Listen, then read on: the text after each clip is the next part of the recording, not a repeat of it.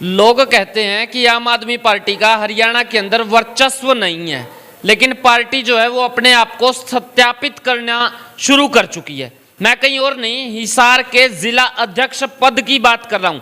अभी तक तो खाली पड़ा था, लेकिन 25 तारीख के बाद में इस पद को भर दिया गया है। और सबसे बड़ी बात पता है क्या है? कोई जेंट्स नहीं, यहां पर महिला आई हैं, और महिला जो हैं वो भी कोई कम नहीं।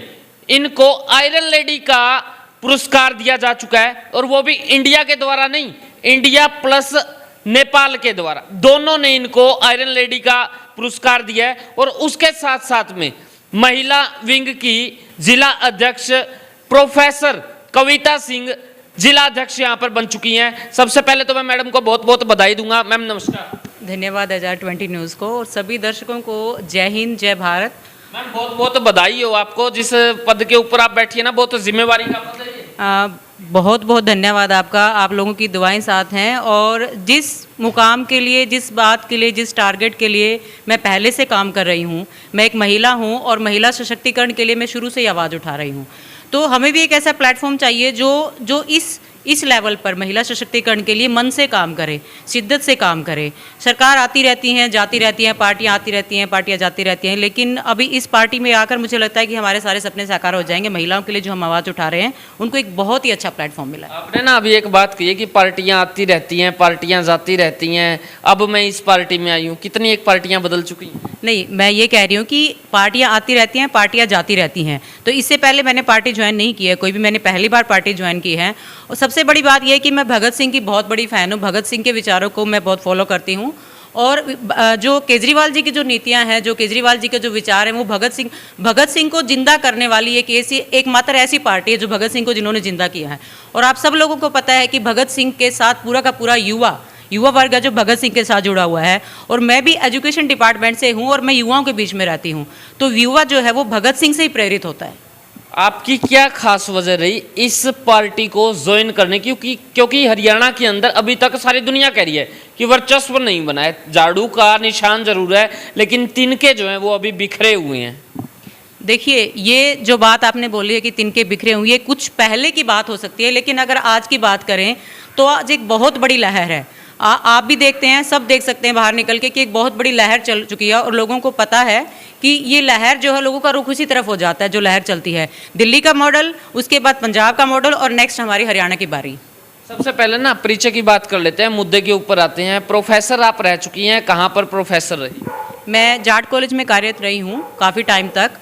और मैंने अभी बताया कि जाट कॉलेज में काम करते हुए मैं युवाओं के बीच में रही हूँ। युवाओं के साथ काम करते करते जो महिलाओं से संबंधित जो भी परेशानियाँ जो मैंने देखी हैं, लड़कियाँ आती हैं गांव से पढ़ने के लिए आती हैं, उनको एजुकेशन से रिलेटेड कितनी सारी समस्या होती हैं, फिनेंशियल प्रॉब्लम होती हैं, उनके लिए मैंने पहले आवाज़ उठाई। और जैसे कि मैंने बताया कि एक प्लेटफॉर्म ऐसा मिल चुका है जहाँ पर हम अपनी इस सारी चीज़ों को, सारे सपनों को साकार कर सकते हैं। आपको नहीं लगता कि अब आपका जो प्रोफेसर का जो काम होता है वो कहीं ना कहीं पर पार्टी के कामों की वजह से डिस्टर्ब होगा? जिन महिलाओं की आप आवाज़ उठाती थी वहाँ पर एज ए प्रोफेसर, उनके अंदर ना कूट कर आप जो जोश भरती थी, अब वो कहीं ना कहीं पर पार्टी की वजह से डिस्टर्ब भी तो होगा। देखिए, जो एक प्रोफेसर का जो पेशा होता है वो होता है लोगों की सेवा करना, बच्चों का, एक राष्ट्र का निर्माण करना होता है कि आप बच्चों को पढ़ाएं, एक सशक्त राष्ट्र का निर्माण करें। अभी आपने देखा कि केजरीवाल जी की सरकार जो अभी पंजाब में आई है, एकदम से जो एक एंट्री हुई है, एक ज़बरदस्त जो एंट्री हुई है, वहाँ पर भी उन्होंने एंट्री करते लड़कियों के लिए क्या किया कि 1000 रुपीज़ जो लड़कियों के लिए उन्होंने अनाउंस किया है। तो क्या वो एक सशक्तिकरण की तरफ इशारा नहीं है? लड़कियों के एम्पावरमेंट की बात नहीं है? तो मैं ये कहती हूँ कि ये दोनों चीज़ें आपस में जुड़ी हुई हैं। केजरीवाल जी भी एक ऑफिसर रहे हैं, ऑफिसर लेवल पर रहे हैं, एजुकेशन से जुड़े हुए हैं। उनकी नीतियां आप देखेंगे तो एजुकेशन से ही प्रेरित है उनकी सारी की सारी नीतियां। तो हमें तो उसका डबल फायदा मिलेगा कि एक ऐसा आदमी जो है, एक ऐसे नेता वहां पर बैठे हैं जिनको एजुकेशन की पूरी पूरी नॉलेज है। तो इसीलिए इस पार्टी के साथ हम लोग जुड़े। आयरन लेडी का अवार्ड से आपको सम्मानित किया गया है, कैसे? देखिए, आयरन लेडी जो अवार्ड होता है वो आयरन लेडी नाम से आपको पता है कि जो एक सशक्त महिला होती है, जो आयरन की तरह मजबूत होती है। तो जो महिलाओं को सशक्त करने का काम था, जो बीड़ा था, वो मैंने उठाया था। लड़कियों को फ्री एजुकेशन देना, लड़कियों की समस्याओं को समझना, उनको अपलिफ्ट करके उनको एजुकेशन के लिए जो जो उनको रिसोर्सेज चाहिए वो प्रोवाइड करवाना।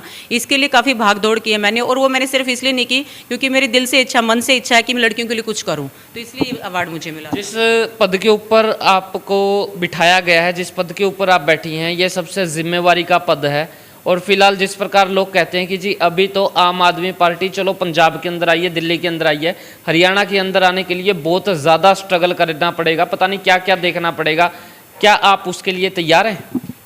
हम पूरी तरह से तैयार हैं और जहाँ तक बात है कि हमें बहुत कुछ देखना पड़ेगा, अभी से हमारे पास जो फ़ोन कॉल्स आ रहे हैं, जो रिकॉर्ड्स हमारे पास आ रहा है सोशल मीडिया पर जहाँ से आ रहा है, मुझे तो अभी तक कोई ऐसा काम करने की ज़रूरत नहीं पड़ रही है। अपने आप ही लोग कांटेक्ट करें कि हमें आम आदमी पार्टी से जुड़ना, खासकर महिलाएं, लड़कियाँ, मतलब इतना बुरी तरह से फॉलो कर रहे हैं, मैं कहूँगी इस बात को, खुद ब खुद कॉल आ रहे हैं, मुझे तो मेहनत करने की भी ज़रूरत नहीं पड़ रही है वहाँ पर। ऐसा है, भारत की ना एक पुरानी भागदौड़ रही है, जिसकी हवा होती है ना उसके पास आते हैं, जिस टाइम पे हवा खत्म हो जाती है फिर वो टोली ना वापसी जाती हुई भी नजर आएगी, वो दिन भी देखना हो सकता है आपको पड़े।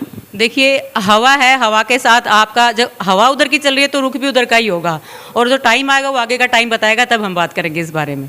महंगाई दिन प्रतिदिन बढ़ती जा रही है, क्या कहेंगे?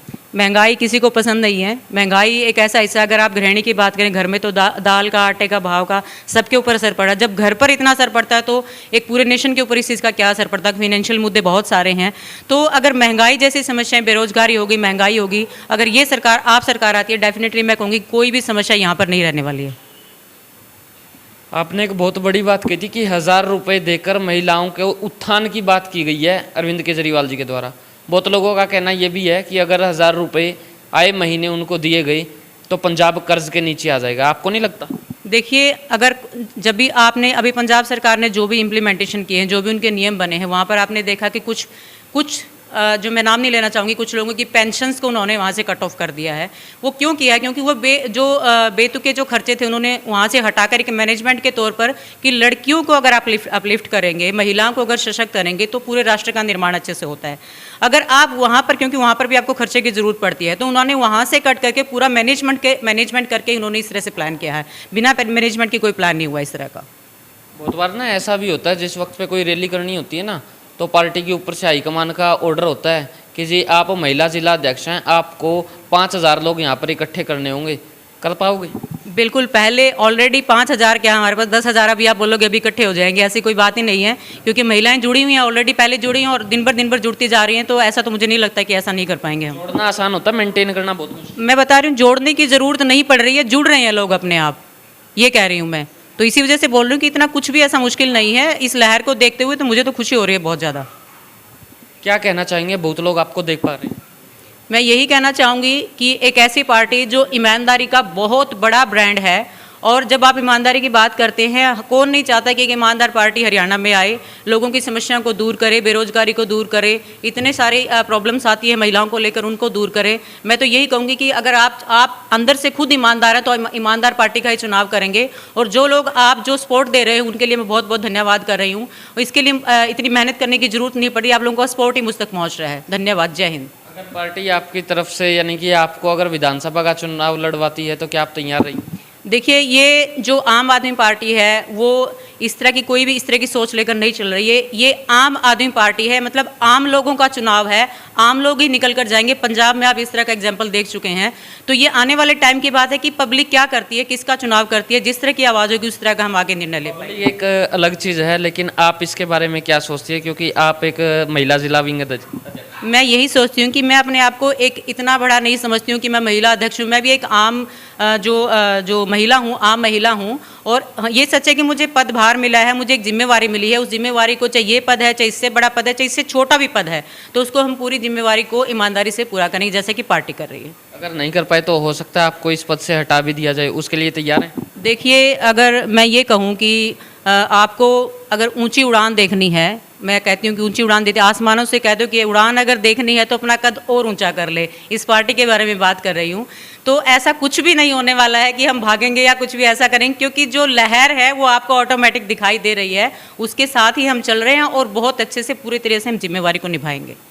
जिस वक्त में ना हवा आती है तो वो थोड़े टाइम के बाद में ना तूफान का रुख ले लेती है, और तूफान के अंदर अक्सर आपने देखा होगा कि बहुत कुछ आ जाता है, लिफाफे भी आ जाते हैं, लोगों के घर टूटते हुए भी आ जाते हैं, ईंट भी आ जाती हैं, बहुत सारी चीज़ें आ जाती हैं। तैयार हूँ उसके लिए, क्योंकि आपने लहर का जिक्र किया, लहर आएगी तो तूफान भी आ सकते हैं। बिल्कुल, मैं तो लहर क्या इसको सुनामी बोल रही हूँ। सुनामी एक तरह की, आपने तो कहा है कि लिफाफे उड़ जाते हैं। सुनामी में आपको पता है क्या क्या उड़ जाता है, लेकिन ये जो सुनामी है जो उड़ाने वाली है, ये परेशानियों को, प्रॉब्लम्स को उड़ाने वाली है। मतलब जितनी भी समस्याएं हैं हमारे समाज के अंदर, बेरोजगारी है, इस तरह की हैं, वो सारी समस्याएं सुनामी के अंदर उड़ जाएंगी। लोगों का भ्रष्टाचार जो भरा हुआ, जो समाज भरा पड़ा है, जो बड़ी बड़े जो नेता बैठे हैं, जो भी यहाँ पर भ्रष्टाचारी बैठे हैं, वो उड़ने वाले हैं, और जो अच्छी चीज़ें हैं वो होने वाले हैं। झाड़ू से रोक पाओगे? हाँ जी, झाड़ू से रोक पाओगे? बिल्कुल झाड़ू ही रोकेगी। झाड़ू का निशान तभी दिया गया, झाड़ू से रुक रहा है सब कुछ। झाड़ू से ही सफाई होती है, जो प्रॉब्लम्स होती है, समस्याएं, झाड़ू से ही सफाई करेंगे। बहुत बहुत धन्यवाद। तो ये थी हमारे बीच में हिसार से आम आदमी पार्टी से महिला विंग जिला अध्यक्ष। बातें तो हैं जो वो तरार वाली हैं, लेकिन देखना ये है कि अपनी बातों के ऊपर कितना खरा उतर पाएंगी। क्या वाक्य के अंदर ही जो पदभार इनको दिया गया है उनको संभाल पाएंगी? क्या वाक्य के अंदर ही हिसार शहर के अंदर अपना वर्चस्व बचा पाएंगी? और क्या वाक्य के अंदर ही हिसार के अंदर जो इनको आयरन लेडी का पुरस्कार दिया था वो साबित कर पाएंगी? क्या महिलाओं को अपने साथ में जोड़ पाएंगी? क्या जो आने वाले मुद्दे हैं, जो फिर पीछे जा चुके मुद्दे हैं, क्या उनको अच्छे रूप से उठा पाएंगे? जनता की आवाज़ को सरकार तक पहुंचा पाएगी? काफ़ी सारे सवाल हैं जो खड़े हो जाते हैं। देखते हैं वक्त के बाद में क्या होता है। आपका क्या मानना है कमेंट सेक्शन के अंदर जवाब जरूर दीजिएगा। देखते रहें HR20 न्यूज़ इंडिया, आपकी आवाज़। धन्यवाद। जय हिंद, जय भारत।